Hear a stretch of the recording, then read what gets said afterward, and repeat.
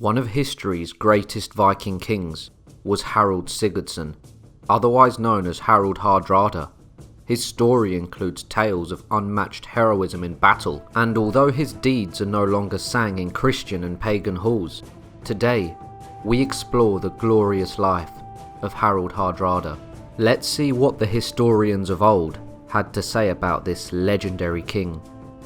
In Norway, great events took place at that time. King Harold surpassed all the madness of tyrants in his savage wildness.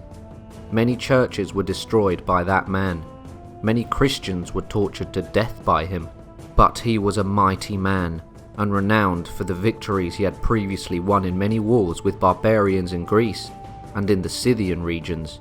After he came into his fatherland, however, he never ceased from warfare. He was the thunderbolt of the north, a pestilence to all. First, let's have a look at his ancestry and early life. Harold Hardrada was born in Norway in 1015. His father was Sigurdsson, a petty king of Ringerike, a region in Norway.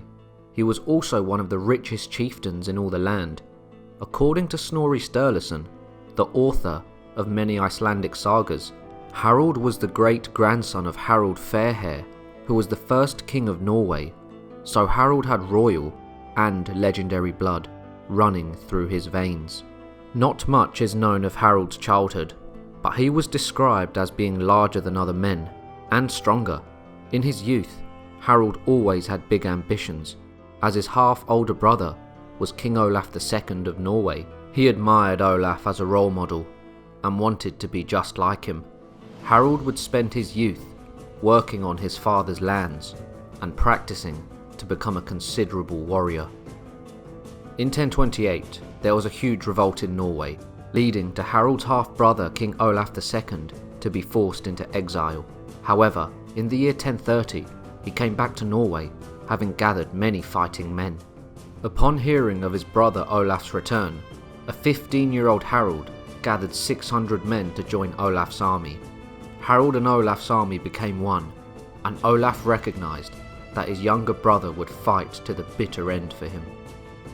On the 29th of July in the year 1030, Olaf and Harold marched into battle against King Canute the Great, who was the king of Denmark, England and now Norway, as he had seized the crown. This battle would be known to history as the Battle of Stiklestad. Harold fought with all his might in order to survive and to try to restore his brother's throne. The battle was fierce, and both sides were taking many casualties. In the thick of the fighting, Olaf was injured, receiving a severe wound to the knee, followed up by a slash to the neck, and finally, a man thrust a spear through his mail, entering his belly. He soon after died on the battlefield. Harold was also badly wounded. He showed great talent in his fighting abilities. Nonetheless, he was just a boy, and with Olaf dead, his fate would no doubt be death.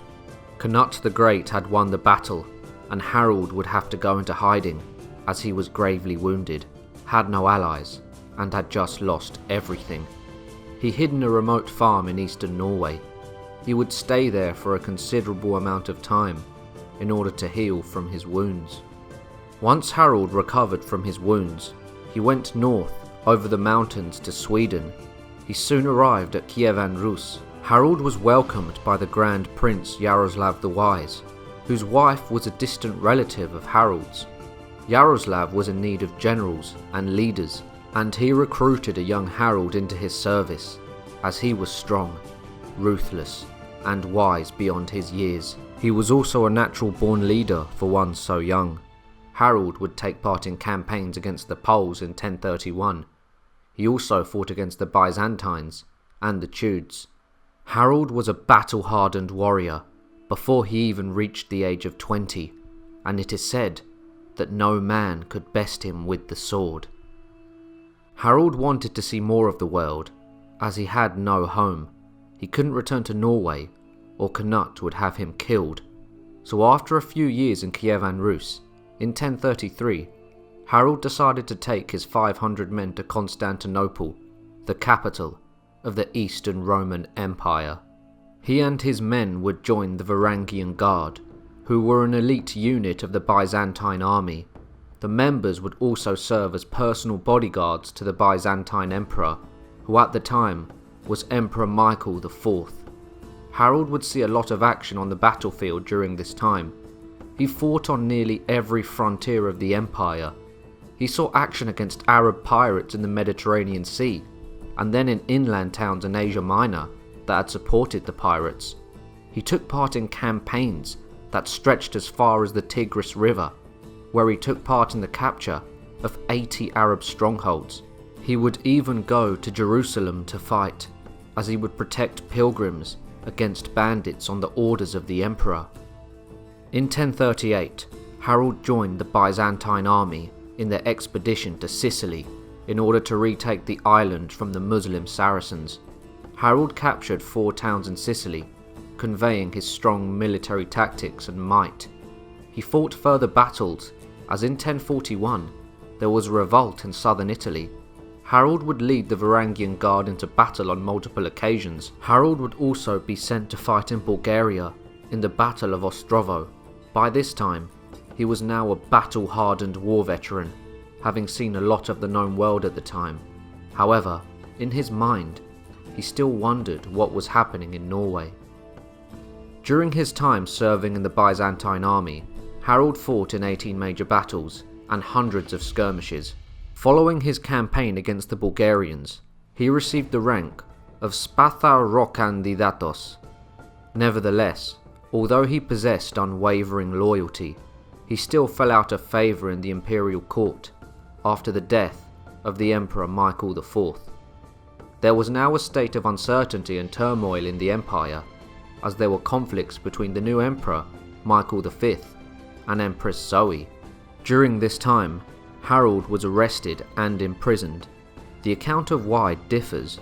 However, Harold now had many warrior friends loyal to him, who had seen his prowess in battle, and he had earned the respect of the other Varangian soldiers. He had earned their loyalty, and they would help him escape from prison. The Varangian Guard then made their way to the royal palace, led by Harold. Harold would march into the throne room and drag out the new emperor. Harold himself then blinded him, enraged that his service could lead to his imprisonment. The new emperor was then exiled to a monastery. During Harold's time in the east, he had become extremely rich and saved a lot of his wealth. He would send shipments of gold to Yaroslav the Wise for safekeeping. This was the man he had served in Kievan Rus. Once Empress Zoe was restored to the throne, Harold asked for her leave and if he could retire from her service. He was refused, being too valuable to let go. Harold, realizing that his destiny was no longer in Constantinople, escaped with some of his loyal men. But Empress Zoe wouldn't make it easy for him. One of his ships was destroyed by cross-straight iron chains, but Harold's ship managed to make it safely into the Black Sea. He then made his way to Kievan Rus. Harold had now spent over a decade abroad, and he felt like he had been fighting forever, but he knew he had more fight left in him. The year is now 1042, and Harold would marry Yaroslav's daughter, Elisaveta, in Kievan Rus. Harold was now an extremely wealthy, battle-hardened warrior, and he would plan to retake what his brother Olaf died attempting, the throne of Norway. During Harold's absence, the Norwegian crown had passed from Knut the Great to Magnus the Good, who was Harold's nephew. Harold would begin his war against Magnus by raiding the Danish coast, in order to show the locals that their king offered them no protection and could do nothing for them. News quickly came to Magnus's ears, and he, being abroad at the time, then returned to Norway with the entirety of his army. A young Magnus was recommended by his advisors to not fight the battle-hardened Harold, and an agreement was set in place. In 1046, a compromise was reached in which Harold and Magnus would co-rule Norway. 1 year later, Magnus died without an heir. Harold then became the sole ruler of Norway. However, Magnus left Denmark to Svein Estridsson. This infuriated Harold, who would then wage war with Sweyn from 1048 to 1064. Most of the battles consisted of raids on the Danish coast. In 1048, Harold plundered Jutland, and in 1049, he pillaged and burned Hedeby, which at the time was the most important and biggest Danish trading settlement. On the 9th of August, 1062, the Battle of Nisa would take place. This was a naval battle, and Harold appeared with 150 Viking ships. Harold waited for Sweyn to appear, however, he didn't for some time, so Harold sent home some of his non-professional soldiers. As soon as he did, Sweyn arrived. The battle commenced in the evening and lasted all night. The two sides were evenly matched for a long time, until Harold's man Hakon started attacking the weakened Danish ships from the flanks. Sweyn had no reserves, and his formation was broken. As a result, they were defeated by dawn, and Harold was victorious. Sweyn, knowing his capture and defeat was inevitable, jumped into the water, attempting to escape. Hakon was once Sweyn's good friend, and still respected him, although they fought against each other. Not wanting his old friend to be put to death, Hakon let him make his way to the land so he could escape. The hero of the battle was Hakon, but he would instantly fall out of favour with Harold, as his treachery was discovered. Harold, however, somewhat understood, and didn't put him to death. Even though Harold won the battle, Sweyn was still at large, and he couldn't claim Denmark as his own. The years of war had crippled both the economies, so Harold offered Sweyn unconditional peace, and the two kings came to an agreement after what had seemed like a lifetime of war. After accepting peace with Denmark, Harold's eyes would be set on a new prize, that being England. His claim to the throne was based on an agreement between Magnus the Good and England's previous ruler, Harthcanute, as Magnus was set to inherit England from Harthcanute. After Magnus died in 1047, Harold took over his claim. However, the now King of England was Edward the Confessor, and he would always hint at Harold and William the Duke of Normandy that they might succeed him.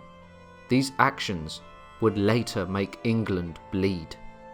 Edward, the King of England, then died, and Harold Godwinson was swiftly proclaimed to be the king. This enraged Harold Hardrada, the King of Norway, and he prepared for battle. In March 1066, he began assembling his forces. He arrived in England with 300 longships and began plundering the coast. His army then arrived at Scarborough, where the locals tried to resist his forces.